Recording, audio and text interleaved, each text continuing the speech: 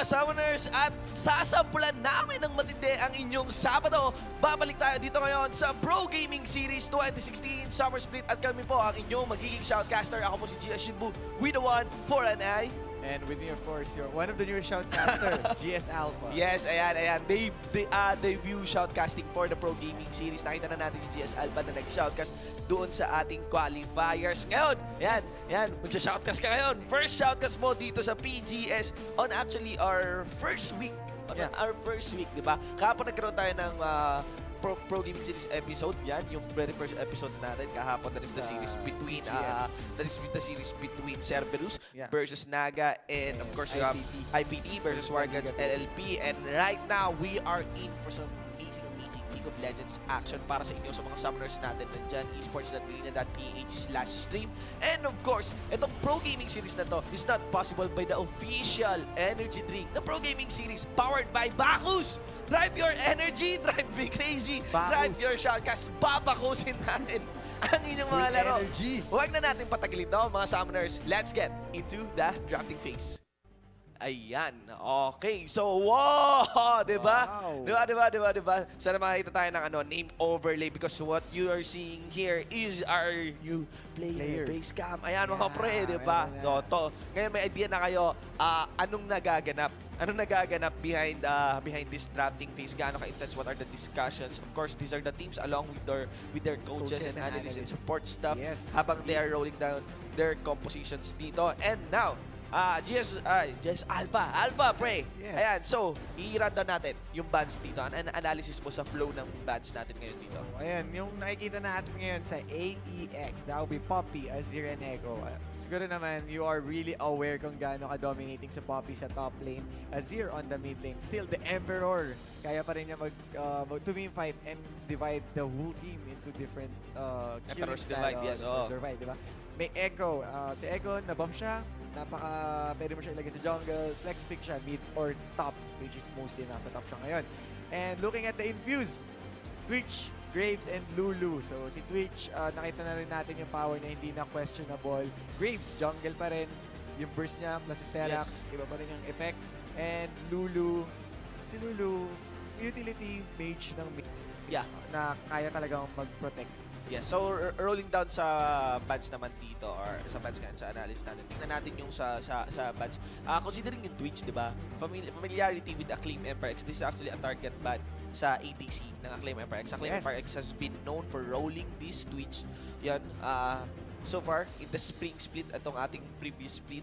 And the interesting part here is that walang update yung 6.9 patch sa kay Twitch. Just this ban is very specific onto Twitch. Nakita nyo kanina andun yung pinakabagong support ng Acclaim EmperX, and that is Sunzi. So si Sunzi will take the role of support, and Canon, yung dating support, yes, he will move to the top lane. So Kai will be out of the roster dito ng Acclaim EmperX for the roster changes para sa inyo sa mga summoners natin na nandyan. Considering the Lulu ban,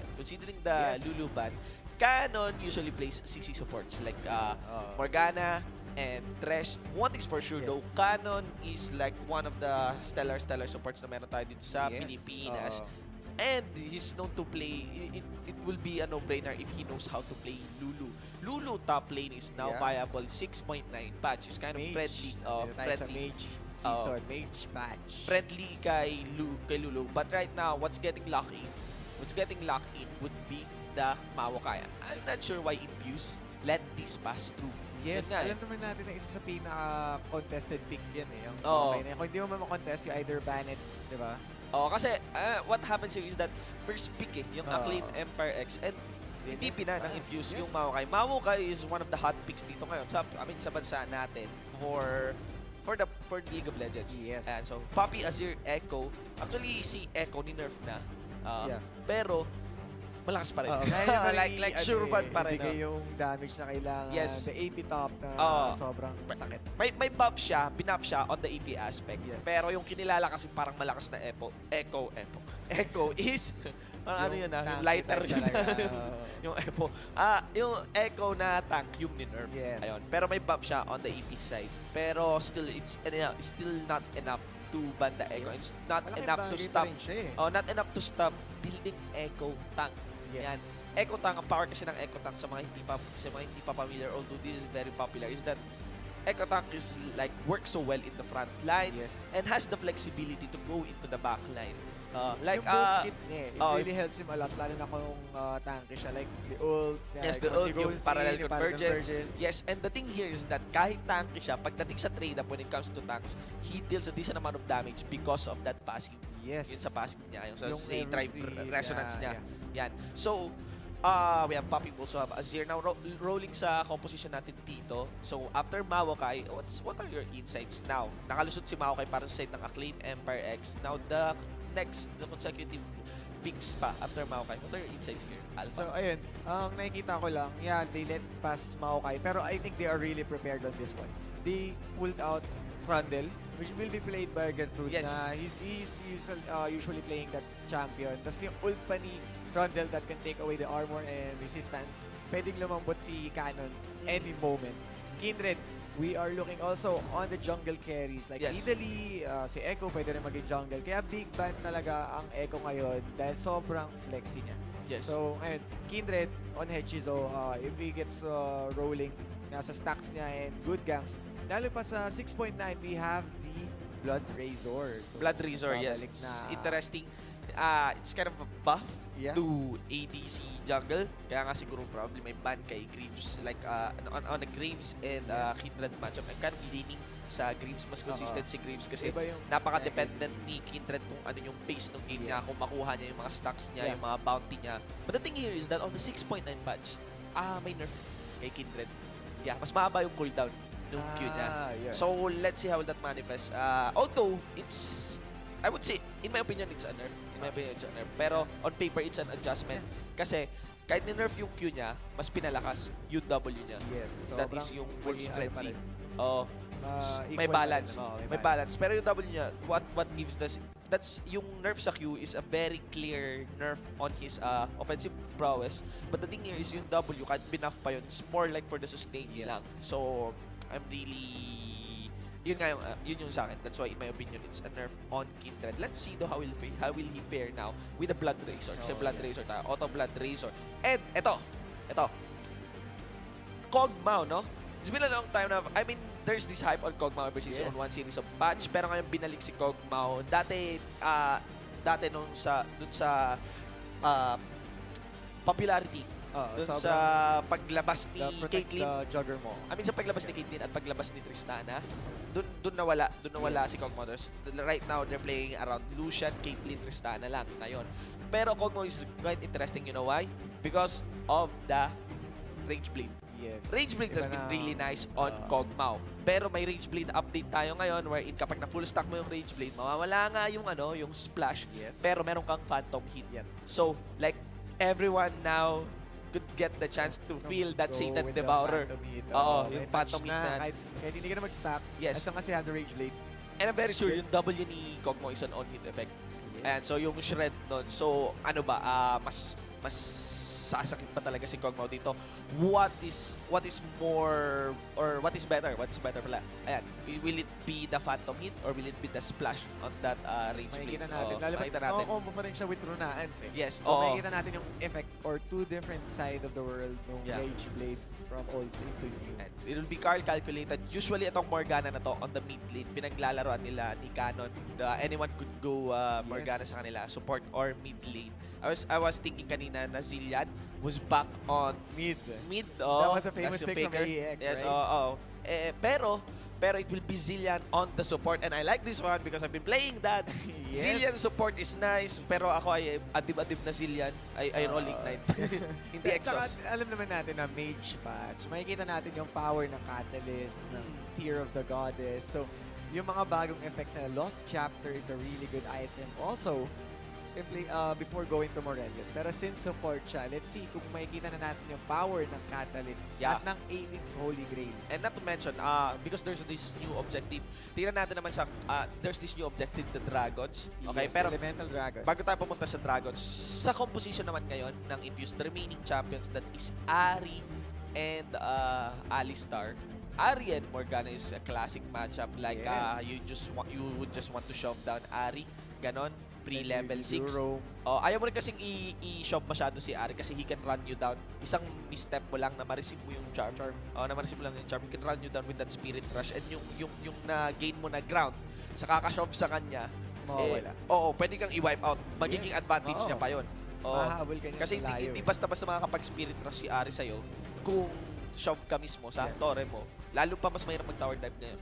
Oo, sa patch ngayon, yun nga, ang turret damage is hindi na siya nagre-reset. So, if you reset the whole damage, then lumipat siya sa kasama mo. Full damage ulit. Full damage ulit. Oo. So, less tower dives. So, ayun, medyo mahirap nga yan. I agree with you, Shinbu, na hindi nga maganda if mag-shove siya masyado. Yes. Ito ba? I mean, Alistar ngayon. Alistar Caitlyn matchup. Yun nga yun. In my opinion, mas hirap ang Kog'Maw versus Caitlyn na matchup nito. Mas hirap si Kog'Maw dito. Pero Going the I'm range. leaning on kung gaano kagaling si Sunzi dito. He really has to step up on that Zillion. Kasi Zoning, it's an right? Alistar in the front line, Yeah. di ba? So like, napaka-crucial kung ano yung timing nung slow niya, nung time warp niya, at nung double bumps niya, nung double time bump niya, kung saan niya ilalagay yun. Ang sakit ng double bump, Oo. mind you. Yeah. Knowing na isang damage lang, plus the steroids from Kog'Maw Yes. can really wipe you out. Sobrang lakas ni Kog'Maw right now. Yun, Caitlyn advantage, trap and then yung range niya. Ganun pa rin naman si Caitlyn, pero yun nga, nagpapalakas sa kanya ngayon is yung Renaant's IE. Which is nakikita rin natin if you're watching MSI, nag-shine siya doon. So ayun, Alistar. Alistar. Grabe pa rin ang Alistar ngayon. Yes. So, makikita lang talaga natin zoning, the bomb, the traps, how it will pan out for both teams. Yes. And so, yan, mga summoners, nakita nyo yung breakdown natin. We are now done on our drafting phase. Ladies and gentlemen, what you are watching is Acclaim Empire X. Mga summoners natin, naka-establish na sila ng liga dito sa ating Pro Gaming Series. Yan, mula yan sa Iloilo. And of course, Infuse Esports. Ever since andyan na Infuse Esports, simula pa sa local league, nakita ko na sila sa local scene ngayon. Palaban. Mainstay na sila dito sa ating Pro Gaming Series. Actually, yung spring split performance nila is not one of the best. Pero they have an update on their structure. Like they have this coach, they have this analysis, new buffs sa kanilang lineup. So, tingnan natin ngayon. Ito yung bagong Infuse. Ika nga, bagong Infuse, not much of a roster update. Pero, ayan, pagdating dun sa buffs, natin yung suporta. Yung may coach eh. So, yung strategy, rotation, element of dragon takes and everything. Yes. Magbabago kumpara sa last time na nakita natin ng Infuse. Yes, and yan, sa mga viewers natin, you would want to take note, ha? Hindi lang esports action ang may papanalo nyo dito. Ang matututunan nyo dito, you also get the chance to win skins. Oh, we have the Zenzo Bundle. Oh, nagbabalik, match and win. Match and win promo mga pre. That is the Zenzo Bundle. So para sa mga ADCs natin dyan, ha? Yung mga ADCs natin dyan, be sure to watch out for the code. May lalabas na code dyan and you would just want to guess the missing character and boom! Hindi lang isang skin. Oh, hindi lang isang skin na makukuha nyo. Okay? Lahat nung nandun sa bundle na yun, if you check that bundle, check that on the Pro Gaming Series. Swag na swag yung bago nating icon dito. And Garena Pro Gaming Series. Yan. Check nyo yung Facebook fan page namin dyan. Andun yung mga skin na kasama sa ating Zenzo bundle. So, I think all of the summoners are now up in the Summoners Reap. Huwag na nating patagalin to. I think we could get into the game. And ladies and gentlemen, Pro Gaming Series 2016 Summer Split, a match between Acclaim Empire X versus Infuse Esports. On the blue side, yung Acclaim Empire X. In the top lane, it's gonna be Cannon. On that, Maokai. In the jungle, it's gonna be Stamsu. On that, Elise. Mid lane, Carl calculated. On that, Morgana and Genvi and Sunzi, Kog'Maw and Zillion for the bottom duo, ADC and support. And on the red side, that would be Infuse Esports. On the top lane, that would be Ertrude. On the Trundle. And Hechizo, jungle, that would be Kindred. Mid lane, Ari, ZXC. JRM, the marksman, going on Caitlyn. And support, Akil on the Alistar with the Ignite. Yes, with Alistar with the Ignite. So imagine that one, di ba? Gusto talaga nilang ipop agad yung, yung Kog'Maw. Knowing that AEX, sa tingin ko, they are going protect the Kog naman talaga yung kalalabasan nito. They have the spell shield, they have the ult from Zillion. Yes. There's a resurrection or yung parang ganun yung effect. Then, the rotation naman from Tamsu, nakikita natin aggressive Elise, right? Yes. So, pero ang gusto ko talaga makita ngayon, knowing na wala ng Sated Devourer, paano iikot si Kindred. Oo. Kasi parang ano na siya, parang no need to stack. No need na magkulong ka sa jungle. Ano yung game pacing niya? Oo, paano ka na mag-roll. I mean, ang rotation niya will be based off the bounty. But the thing here is that parang losing the Satan Devour gives less and less reason Yes. for Kindred to stay in the Yeah. jungle. So, mas Oo. proactive ba yung ganks niya? Ganon. Right now, you could see that Acclaim Empire X, okay, maneuvered around or directly to the river and she just laid down some wards. Actually, wala nang ginagawa din dito si Gertrude to scout out or get a lane swap Yes. on this one. Somehow, nagbago talaga yung judgment ng mga pro players natin pagdating dito sa lane swaps because Because of the jungle pacing. Yes, yung body system sa jungle. Wala Still na. go double jungle pero meron ding cons. May mahina cons na. din Kasi ang double Kung sino jungle. yung pumatay sa kanya na lang experience eh. Oo. It's not shared na. So, Body jungling is now removed. Pero Yes. it's possible yung parang 30 kill Kunin mo double yung jungle. dalawa, Nakahiwalay. Yeah. Nakahiwalay si top lane. Nagkumukuha rin siya ng solo niyang camp. Pero which is supported by the support mismo, di ba? tsaka hindi ganun kalaki yung reward na nun compared dati. Yes. Kaysa So, ngayon. Ayan. Ganun naka-less. And yeah, just a normal laning phase Oo. for both teams. No aggressive warding or so. Ngayon lang, we are going to check out the Kog'Maw. Gen V, kung magro-roll ba siya in carrying the team. This is a Kog'Maw hyper carry. And as I check here, JRM, mukhang tinitake advantage na yung range niya against the Kog'Maw. Trying to bully him out. Trying to bully Gen V out. Pero hindi pa rin naman sapat. Kasi andun pa rin si Sunzi to Yes. protect. Interestingly, mas unang nag-level dito si JRM. So, Akil cannot put himself in place to Wow. make that combo. Sa Kog'Maw, he's very risky. Nag-flash in sa Charm, mga kaibigan. Nag-restacks mula kay Kindred Oh ng my first blood. Very good play That for is AEX. A big miscalculation, men. Infuse, sorry. Infuse. That is a big Infuse, miscalculation. For the side Nakakagulat yun, of Card Calculated, ha? Hindi tumama yung Charm. Yes. Flashing siya. Yeah. Pero nakakagulat din, Ari Zexy jumps in, flash plus charm. Yeah. Nakakagulat eh. Hindi mo naman sure kung saan tatama. So I think he was expecting na doon sa side niya. Pero nag-flash siya going in. Unless predicted na ano yan, ha? Unless predicted na Talagang- Charm yun, eh. Oo. Pero masyado kasing malapit. Masyado kasing Oo. malapit sa Sobrang tabi ni ipon. Card Calculated. I'm guessing talagang namali ng flash Na-miscalculate na yung flash. si Card Calculated doon and hindi pa nawala yung charm o yung animation ng charm. So yun, nag-activate, gets attracted to ZXC. Wow, that's Para- a level 3 Kindred going for the gank. Yes, nice gank. Getting known here by Infuse. Usually, ang identity ng Infuse way back in the spring is staying on early. I mean, fight as a team. Yes. Pero ito, early skirmishes, Yeah. hindi to ganun ka-manifest compared that. So right now, AEX will try to mirror the engagement lane as Tamsu ganks up top lane. Good versus Splash. Burn flash for the top lane. Pwede pang bumalik pero alam natin na ang sustain power ng top lane is napaka tagal.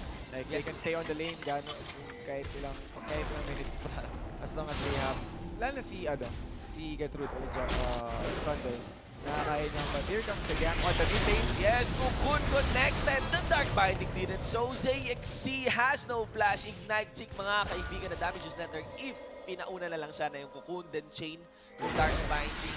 Maaga. Oh, a sidestep there by Hedge. So he still has his flash up. He will flash out with the charm, getting seen by Tamsu on top of an orb of the Oh my flash in the God! end! Wow, and that is a Q, mga kaibigan. Neurotoxin mula kay Elise. And that's 1-1 to our scoreboard. Acclaim Oh, Empire X. ligtas na siya eh. Next stop sila kay Ari kasi they were thinking that Hechizo will really go in. Yeah.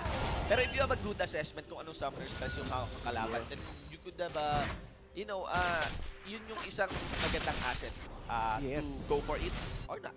Ganon, sa isang kill. Ayan. And, ayun nga, ZXC has no flash, and may flash pa naman si Tamsu, so why not? Why not get that? Na-secure ang kill.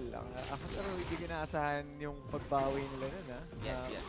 They're really trying to bounce back with that first blood coming from Infuse. Ayan. Ayan, mga kaibigan. So we are now 5 minutes 45 seconds into our game. If you would want to check the dragon, we have an Ocean Drake. This Ocean is the Drake. missing mana and health regeneration. Yes. So malaking bagay ito for the team. For poke. This is focus. Against Poke. At syempre, if you're going to rotate around the map, diba? Di man ganun kalakas yung siege nyo, but you can go rotate. Even na damage kayo, can go down back. Yeah. For yung Ocean, yung Heart of Ocean is yun, this is intended as said by Ryan for siege and bombs. Wow, flash in, gold price, and headbutt pabalik na combo. Pero napakasimple ng solusyon. So you will just go for JRM and land that double bump. Mas mahirap i-sidestep yung mga bumps ni Cillian if you are on an aggressive mode to the ADC. Isa yun sa mga... Hindi ka basta-basta makaka-free hit eh. Hindi ka basta-basta makaka-free hit. Mas madali kang tamaan. At ang sakit ng trade-up na yun, matamaan ka ng double bump. Ayan. Double bump, stun, and yun nga, mawawala yung free hit mo eh. Either yung sidestep o umalis ka dun sa kinatatayuan mo. Yes, and going back dun sa Ocean Drake, it's good for both bombs as said by Riot. But one mechanic na maganda rin sa Heart of the Ocean. Hold that on Taksu receiving the charm in the belt. Paano siya nakarapel dun sa place na yun?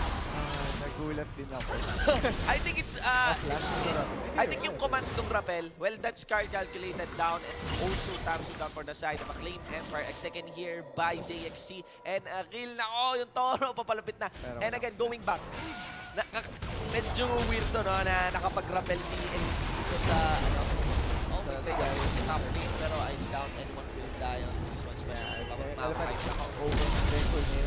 That was just a burn flash. One flash and one flash. Yes. So parehas down. Going back here, nakapag-rappel dito si Elise. I think it's a command to rappel to Ari. Tapos nag-Spirit Rush. siya. So nung pag-angat niya. So after Spirit Rush, nakapababa pa lang si Elise. Yes, Pero interesting kasi you would need a minion yes. para makapag-rappel down ka. Pero talagang doon siya lumabas eh. No? Yes. Yan. So 2-3 tayo, ladies and gentlemen, Infuse. It's a back and forth team fight though. Infuse taking a steady lead on this one. 1k gold lead. On top of that, 1 kill lead. And ayun, Ocean Drake, going back to Ocean Drake, aside dun sa poke na if you watch the beginning stats niya, it's actually good for counter engage. Yes. Ayan, like if the enemy team goes all in sa inyo, mas magre-regen may lang regeneration kayo. Then you can go re-engage, diba? Kung hindi kayo na burst. Yan, kung hindi kayo na burst. Kita ng skin na Maokai. Meowkai. See, as you can see guys, we are looking at the Blood Razor. Kindred on the Blood Razor Hechizo. And Tamsu meeting on the upper part of the map. Pulling out the ball, not too much. Kanina yung kay Tamsu, so parang too much yung patay sa pink cord. Just traded his life for that one. Yeah. Got caught up eh. Without the prior vision, they still cleared that one. And exchange of blue buffs for our mid lane. So ayun, wala, as far as I can see naman dito, wala pa rin, hindi pa rin lumalabas yung mga new mage item. Yes. Wala pa rin. Pero ito, bagong item na. Blood Razor. Yes. And may minion. Pagkamalakas talaga ito. Like, way back nung ano kasi pa yan, 9 minutes ka pa lang, 9 minute into the game ka pa lang. May dala Tapos meron ka ng phantom hit. Yes. So, yung slow na manggagaling sa emo, will be very potent para kay Kindred. And let's go for the bottom lane matchup. Looking into the bottom lane matchup. Makikita nyo dito na, ayan. Looking into the bottom lane matchup. You may think na Alistar is a heavy counter against compound. Actually, counter yan. Countered in the early games. Combo is actually nice there. Alistar. He's ready to Alistar. And wow, he's actually just cleaning up Tamsu on that one. Here comes the other jungle. Nabuhay siya and Tamsu not having the best game. Okay? Yeah. And even the mid lane. Nagre-reflect talaga yung aggressiveness ng Infuse. Yes. Ibang-iba yung kinikilos nila ngayon. The rotation and everything, the early aggression. Wow. Really wow. And here comes Getsu going hard to Cannon. Using the ult and the flash. Cannon Into plus the the flash. jump and the grass will die proccing and that would be a kill for Gertrude. Ayan. So, you have to take note, guys. Ayan, what are the keystone masters that we have here in this game? Right now, we have, I think, ang GC siguro would be Kindred. well, ako I was thinking, medyo hindi ko nakasanayan na Crystal Mastery dito. But correct me if I'm wrong. I think Alistar on Windspeaker's Blessing, Oh you would yeah. want the It was supposed bottom to be, stone. yeah, bottom stone to protect his AD carry. Pero Kasi I think mas tanky ka it pa. was probably going to the added buffs. Yeah, or the Yung heal. pag-heal. Gusto mo yung Kasi may din. heal naman siya mayat maya, kaya mas okay. And as I check here, pag nag-go siya sa face of the mountain, that's another shield. And dadagdag yung effect. Ganyang Whisper of the Blessing. Windspeaker's Blessing. With Speaker.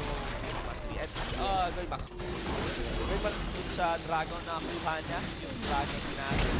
Here comes the aggression on the bot lane. Jenny jumping in on the Wala flash. si Shunzi! Tay! 100 Is there any health! chance? Right Regeneration! to Oh! Hoy! Akil wasn't able to jump, pero grabe Dahil. ang teleport. I think, And the ult finishes. Not totally Yes, finishes, may pero help andito pa rin pa si si- Akil to secure the kill, the Pulverize, and another kill for Gertrude. okay, nagets ko na ngayon.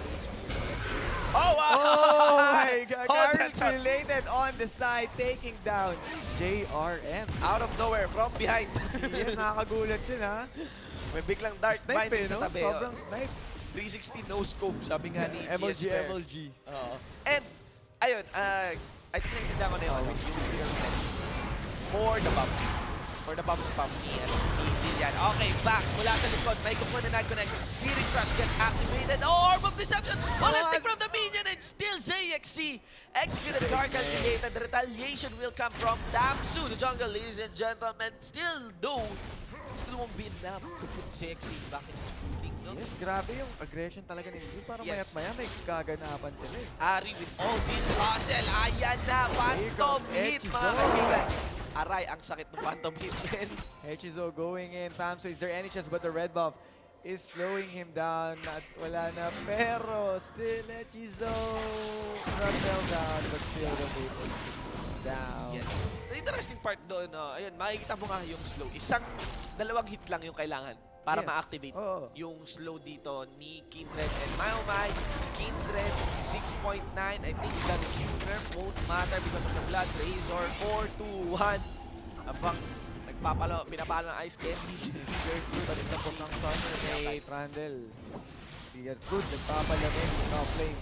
Still waiting for Maokai to bounce back kasi grabe na yung pambubuli sa kanya ni Trandel dito. Yes, and kahit na aggression is there, the hustle is there, taking it now, really absorb complete itemization. Stinger on Kog'Maw, what is this? And Asher Stood on Kog'Maw, wow! AP plus attack speed, but here comes Gertrude once again, Oh my going God. hard on Tamsu. Yeah, Is there taking any time chance this one. he's going to live? No! Kasi kanon, he was held back. Ang tagal This is everywhere, what is that Stinger Wow. on Kog'Maw? Why Nasher stood Ay, on oh, Kog'Maw? why Asher Stood on Kog'Maw? Alam ko, AP siya, pero it's not that spike as Gin's Rage Blade way back fast touch or fast, Actually, I would understand if you would build Runans. yeah, Wala rin ako nakitang update sa na Nashors. bagong number sa Nashors. Ang huli ko na nakita kay Nashors, kay Azir. Why? Ang recipe ba ng Nashors binago? Alam ko wala namang binago sa Nashors. Anong binago? Yeah, di ko rin maalala na nasa 6.9 na merong pagbabago. Kasi halos lahat ng Nashors. ginalo talaga is yung AD items. And we are looking. Infuse got the referral. Alam niyo ba guys na ang referral ngayon, iba na. It's a permanent buff kung sino man na meron na to. It doesn't buff the minions, pero yung burning na dala niya against yung champions. Grabe. Wow, the damage from the Orb of Deception on top of The Thunderlords. true damage. Oo, damage pabalik ng Thunderlords. Napakasakit. And going back, yung sinasabi mo sa referral buff, Glimpse of the Void buff. And Yes. ang mangyayari doon is that the buff that you will get is a 5% damage reduction against your opponent. Plus, you would have someone like a static shield proc. Ayan, on hit na gumagana sa torrent, gumagana sa minions. Hold that thought, AEX. Gentry now gets displaced here by Akil. It's time to fall back as Hazon, the teleport, looting, may trap na nailagay doon. Nasa na movement speed na manggagaling mula kay Sunzi. Will they go for the tower dive. No, they want us. They know that ZXC will close the gap here. ZXC now activated the Spirit Cross. Storm Scar calculated 2 damage, return damage dito ng Orb of Deception. And I think that's it for Carl calculated. No, he won't. As Flashed over the Tamsu wall. tries to chase down that Ari. Now back here onto the bottom lane. The ult acing the hole onto that Zillian. The ult gets activated. Wala na ang ult dito. Si Zillian may ignite 6 sa kanyang teleport na magagaling mula sa likod. The Scannon to the front line of the lane. Emperor X hedges of pulling the 3 hits or rather the Q. But powered by the blood, Razor hedges so goes solo activated. That lamps in despite the mechanical browse dito ng Infuse Esports. Infuse winning the team fight. Ladies and gentlemen, 4-1 over the bottom lane. 5-13 into our scoreboard and make that a 5K gold lead. Grabe, Hechizo on that Kindred. Really playing it well beside JRM. A full free hit will protect him the lamb despite hindi pa sila tapos. Here comes Gertrude on the mid lane trying to catch Calculated with the backup of EXE. And Hechizo, hindi na magpapahuli. Still manages to take down Calculated. At ang sakit ng Torre. Ayun na. Gertrude eh. Nawala eh. This Morgana is not working anymore for Acclaim Empire X. Like, this is the... Like, back in Spring Split, we are placing actually Acclaim Empire X above Infuse in terms of performance. But right now, ang layo. Ang layo ngayon ng 17 into this game. Stratus walk buff ang makukuha dito sa ating Cloud Drake. That's another asset in the hands of Infuse Esports. That was the first dragon. And wow, tatlong magkakaibang buff kaagad ang ibibigay ng Summoner's Rift. The next buff would be the Mountain Drake. Earthen Arms, ladies and gentlemen, 20% bonus damage. Or, I mean, bonus damage pala. I'm not sure if that's 10%. But may bonus damage when it comes to objectives. Like, complete package. Siguro wala nga lang yung damage. Doesn't fit the playstyle na meron ang Infuse Esports because they love taking team fights. Pero still, malaking asset yun. I-combine mo yung Stratus Walk, yung Heart of Oceanic Heart, and plus yung... Tsaka yung siege power ni Caitlyn. May siege Earthen power Arms. naman siya. Just as much as the Thunderdots. Pero meron pa rin siya. Nag-proc pa rin ang headshot sa Thor. Yes, the series of Dragon Buff works so well for Caitlyn. If ever Infuse after those team fights will go for the siege. Actually, they love taking this tower dive. It's very risky. Malupit yung Acclaim Empire X sa ilalim ng kanilang Torre. Now, Suzy gets hit here by Edgezo. No bomb will stop it. Rather, it will be the... Oh, Dark Binding Lamps in the spite gets activated. The sustain on that one and no follow-up from the rest of the teams dito ng Acclaim Empire X. No dead though na magagaling mula sa kanila. They are all in on to Gertrude. Ayan na! Si ZXC! Isang jump! Didn't connect. No, it won't tumama sa crash. Pag-ibig sa damo. Now, Cannon receiving a good chunk of 80 damage here from the Ari.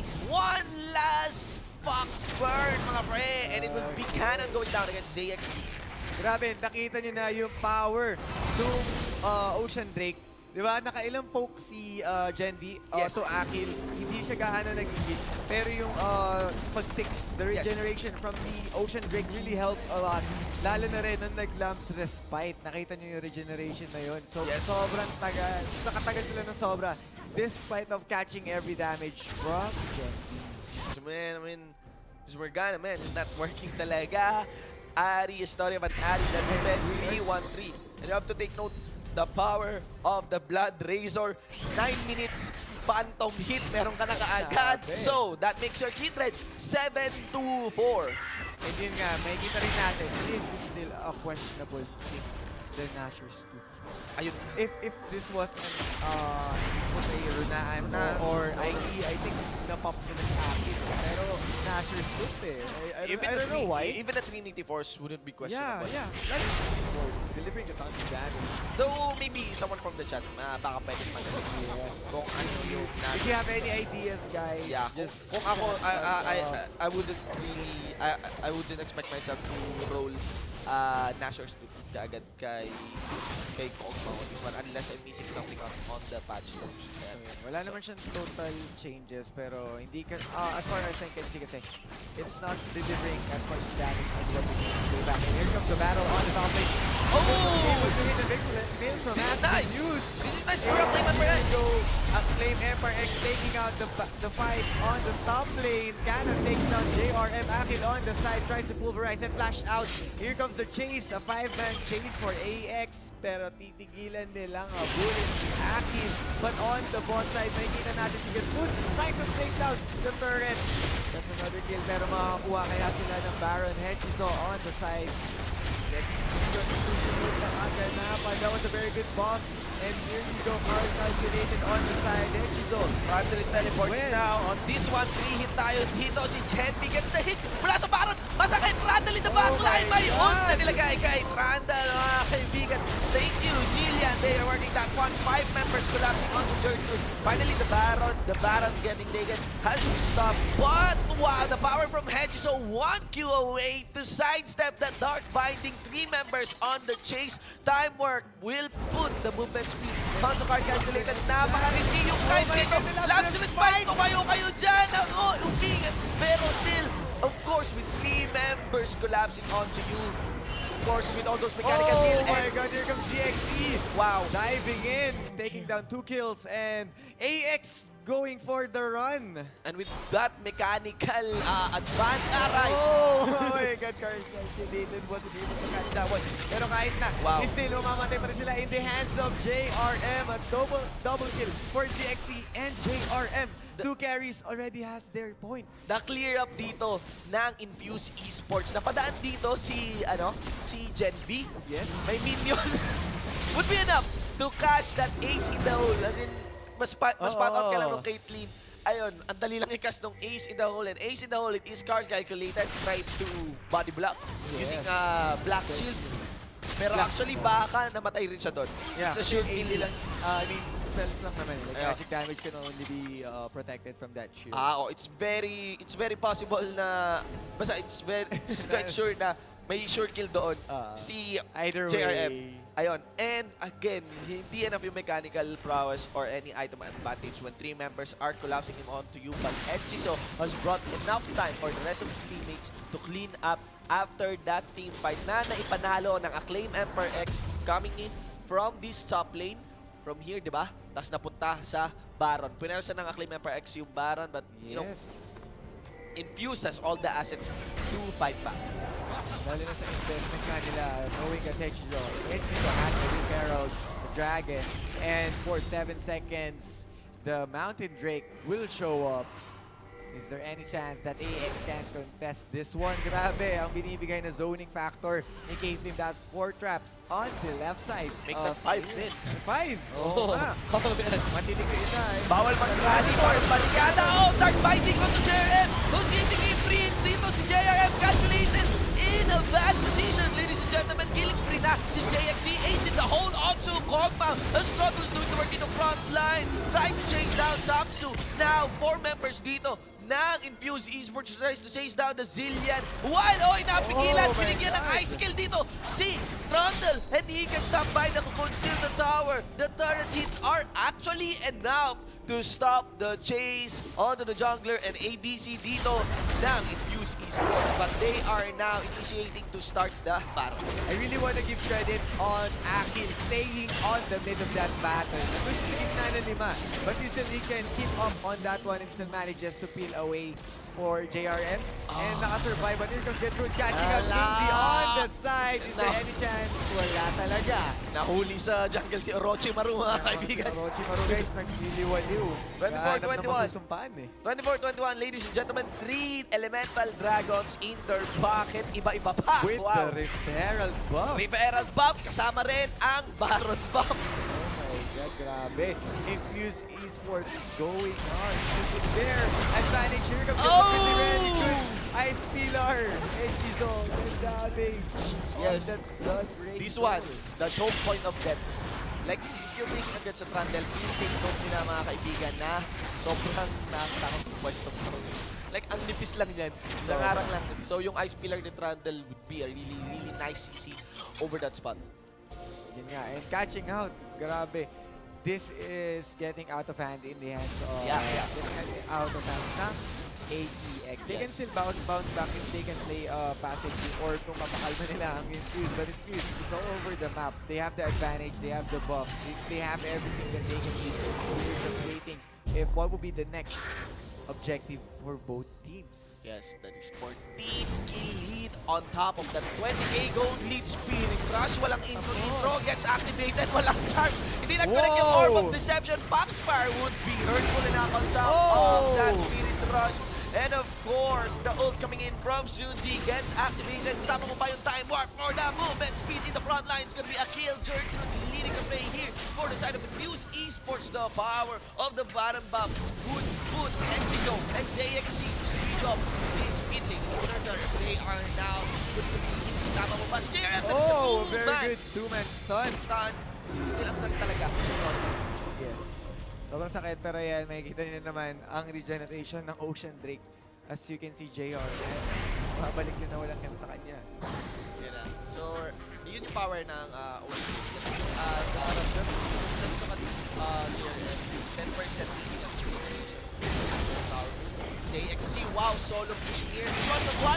Because of the Earthen Arms na magagaling mula doon sa Mountain Drake. Yes, so, Mountain Drake. Plus the Baron buff, plus the minions, di ba? Kaya ang bilis na rush nila yung Baron dito. Look at the power of that Dragon. Hindi man halata, hindi mo man nakikita, pero ramdam mong nandyan. Parang pag-ibig. Charm did not connect. Tamsu will land that cocoon on that Ari. Force Ari to use that Spirit Rush. Whereas the Siege doesn't stop here in the...